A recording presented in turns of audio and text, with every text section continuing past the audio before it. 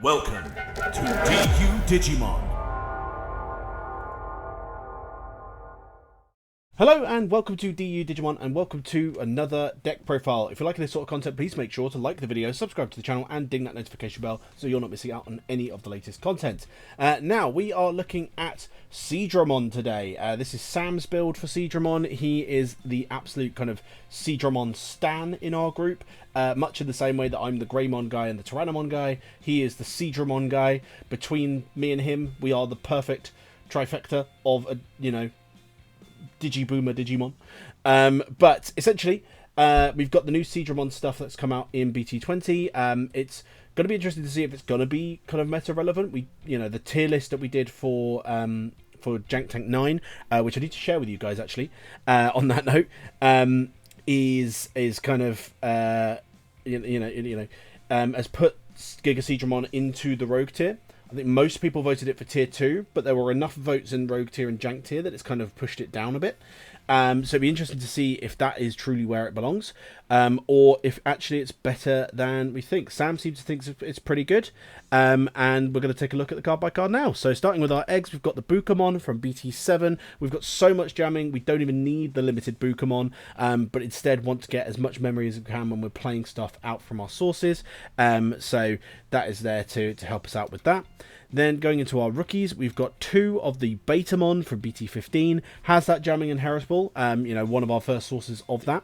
Then also has the on play of if you're played by an effect, one of your opponent's Digimon can't attack until the end of the turn, so it's a nice way of stunning the board, which is really nice. Then we've also got the Sangomon from BT19. Reveal the top 3 cards of your deck, add 1 card with Aqua or Sea Animal in any of its traits, and 1 card with the Liberator trait among them to the hand, return the rest to the bottom of the deck. So obviously we're going to be adding basically all of our aquatic stuff, so that's basically all of the Seadramon stuff, I believe. There are no Liberators in this, I don't believe, so you're not going to be getting that. You're only going to be adding the 1, which is why Sam's only got it at 2, but you do get the end of attack, gain 1 memory inheritable, which is pretty sweet.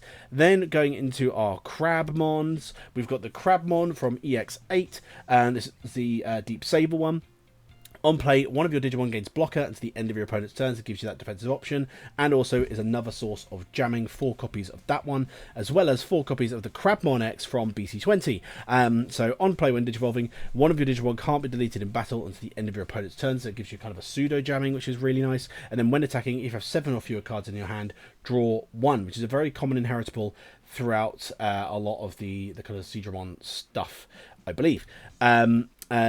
The one thing I find interesting with this guy is I always I think because of the fact that I'm a massive Digiboomer, I just assume Betamon is always kind of the Seadramon rookie, and so I would have assumed that Betamon X would have gotten a card for this. But I also get why we've gone for Crabmon X instead. We've got a Crabmon in the X8. There's, I think, a few more Crabmons to play around with, and yeah, but just a random thought.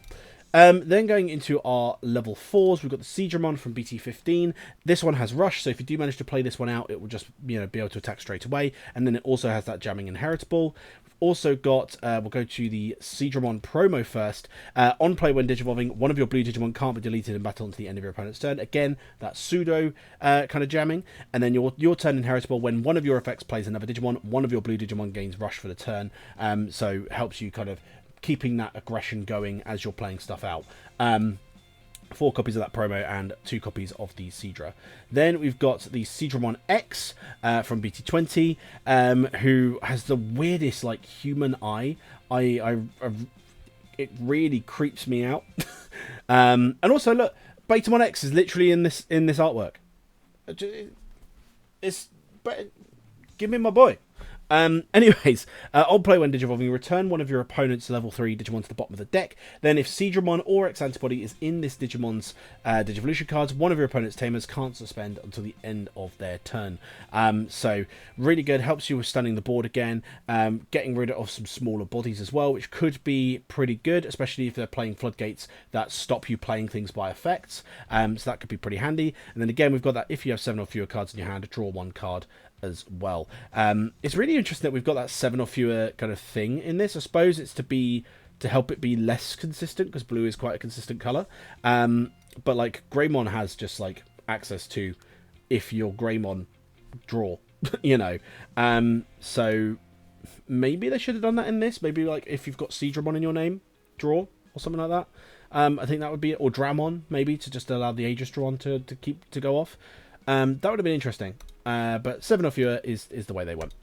Then going into our Mega Seadramons, we've got the BT15 one. On play, when Digivolving, by placing one of your other blue Digimon as this Digimon's bottom Digivolution card, you return one of your opponent's Digimon whose level is less than or equal to the placed card's level to the bottom of the deck. So as long as you've got the right level Digimon to put under your sources, you can basically bounce anything you want. It's a really kind of underrated source of removal, I think, because you know, if you wanted to, if you've got Aegis-Dramon out and you've got a level 7 that's in your way, you could put Aegis-Dramon underneath and you know, bounce a level 7, which is pretty sick. You know, yeah, it means you're using a body, but you know, it is still going to be able to do quite a heavy amount of removal with that. And then it's also got the when attacking inheritable, by placing one of your other blue Digimon as this Digimon's bottom Digivolution card, you unsuspend this Digimon, helping with that aggression once again. Then we've also got the Mega Seadramon from EX8, the Deep Savers one. Interestingly, not playing the Deep Savers Seadramon though. We're not wanting that one, according to Sam's build. One of your Digimon unsuspends. It's an on-play when Digivolving. And then when attacking, if you have one or more memory, one of your opponent's Digimon can't suspend until the end of their turn, which is really nice. Stunning that board, helping again with that aggression with that unsuspend. And has an inheritable that also allows you to unsuspend. You place one of your other Digimon as this Digimon's bottom Digivolution card, and then this Digimon unsuspends. So really nice inheritable there. Then going into our Mega Seadramon X, just for numbers 2, 4, and 4 for our cards here. So I just realised I think my mouse is hidden for you guys. I probably should change that. 2 Mega Seadramon BT15, 4 Mega Seadramon from EX8, and 4 from BT20, the X-Antibody version. On play when Digivolving, you return one of your opponent's level 4 or lower Digimon to the deck. Then, if Mega Seadramon or X-Antibody is in this Digimon's Digivolution cards, one of your opponent's Digimon can't suspend until the end of your turn. So very similar to the Seadramon X with the effect there. Then we've also got a really nice inheritable of this Digimon can't this attack target can't be changed. So it can't be redirected, you can't be blocked. You just ignore all that. Which is, you know, a lot of people have said, you know, that blue is one of the best colours in the game and it gets all of the best keywords and all of the best effects. And this is one of those times. What other colour ignores attack targets? You know, ignores redirection, sorry. Yeah, great card. Really cool. Then going into our level 6s, we've got 3 of the Metal Seadramon Ace from EX8, our Deep Saver boy. Has the aquatic trait as a rule, so you can still search it off of your Sangomon, which is nice.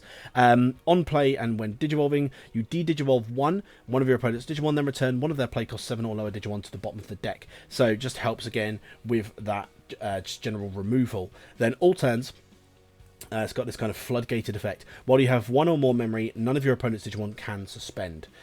So yeah, just a all-round really good card. Then, of course, we've got Giga Seadramon. So he's not called Metal Seadramon X, he is Giga Seadramon. I don't know why. But he's got Security Attack +1, Reboot, Blocker, 3 keywords, which is becoming like a level 6 staple thing, I swear. Like every other level 6 has three keywords now.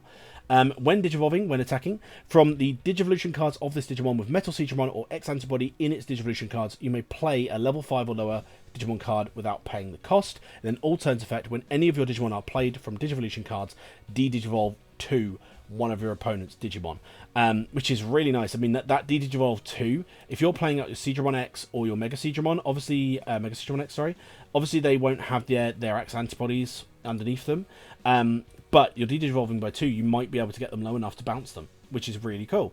Very aggressive, obviously with the unsuspending shenanigans you got from your inheritables, and the jamming, you could easily get 4 checks off with this guy. He is quite costly at 5 and costs 2 off of a Metal Seadramon, but he is phenomenally good.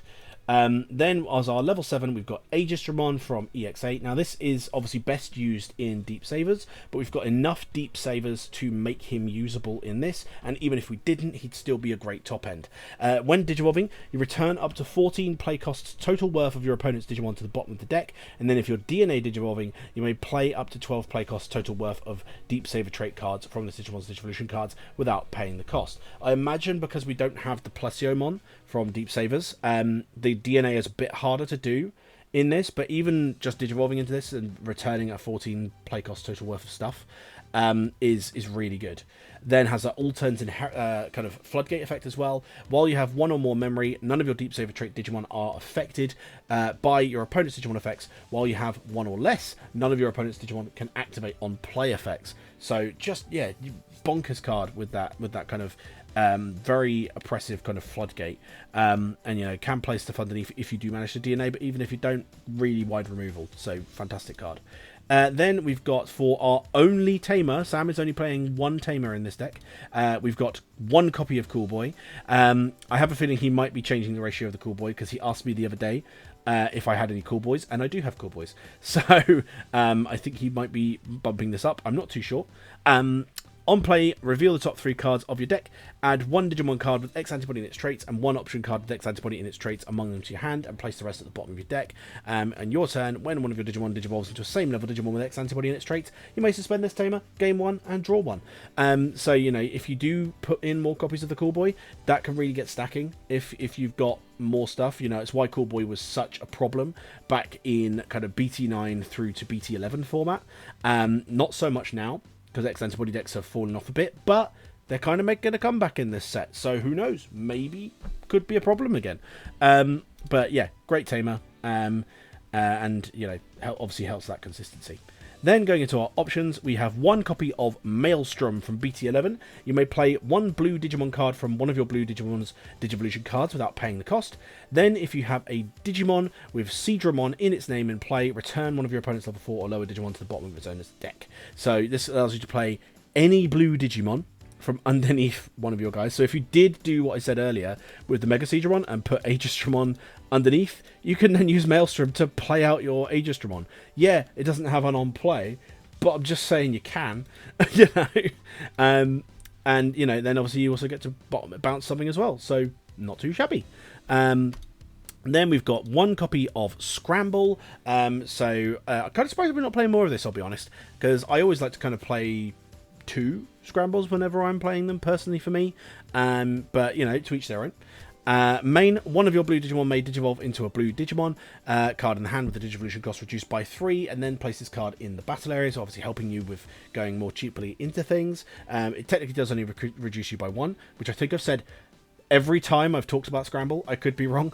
But, you know, it's still really helpful. That one, you know, cheaper kind of thing can be, you know, all the difference.